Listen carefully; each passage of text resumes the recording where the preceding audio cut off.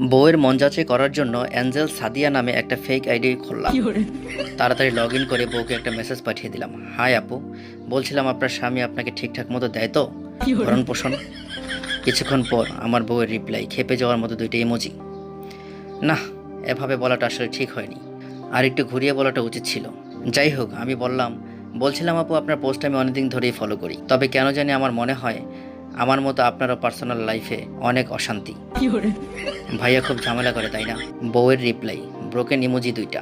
তার মানে ও এটাই মনে করে, নয়তো ইমোজি দিত না, অন্য কিছু বলতো। খুব একা ফিল করেন তাই না আপু? বউয়ের রিপ্লাই দুইটা কান্নার ইমোজি। আমি বললাম আমার কাছে একটা দারুণ উপায় আছে।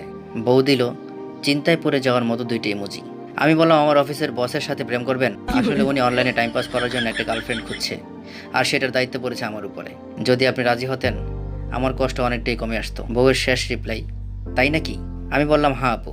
বউ আমার একটু হলেও গলে যাচ্ছে তা বুঝতে পারছি। লক্ষ্য করলাম আমার প্রশ্নের ওয়েট না করেই অফলাইন হয়ে গেল। আমি অফিসের কাজ সেরে বাসায় ফিরি, কিন্তু কথা সেটা না। কথা হলো আজ 3 দিন ধরে আমি হাসপাতালে ভর্তি। আমার বাম হাত ডান পায়ের ভগ্ন দশা, বাকিগুলোর অবস্থাও ভালো না। আসলে ওই দিন ফেক আইডি মনে করে রিয়েল আইডি থেকে বউকে মেসেজ দিয়েছিলাম অ্যাঞ্জেল সাদিয়া সেজে, তাই আজকে আমার এই অবস্থা। সবাই আমার জন্য একটু দোয়া করেন।